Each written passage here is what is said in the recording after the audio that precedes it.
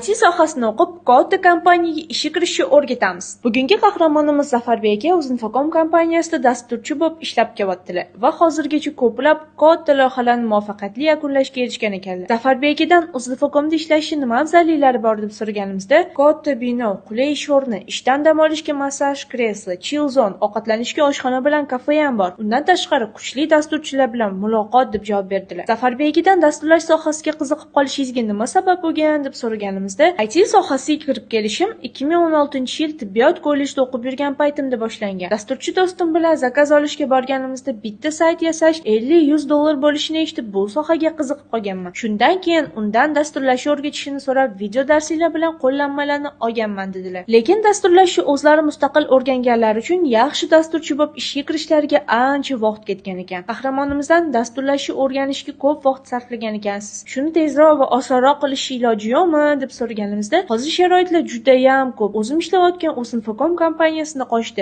Study IT akademiyasi ochilgan. O'sha yerda dasturlash kurslarida o'qisanglar, o'qish davomida Uzinfocomda stajirovka qilib, real loyihalar bilan ishlab, dasturlashni tez va oson o'rganib olsanglar bo'ladi. O'zingizlarni yaxshi ko'rsatsangiz, Uzinfocomga ishga ham olib qolishadi dedilar. Agar sizlar ham dasturlashni tez va oson o'rganib, katta IT kompaniyaga ishga kirmoqchi bo'lsanglar, unda kommentda plus qoldiringlar.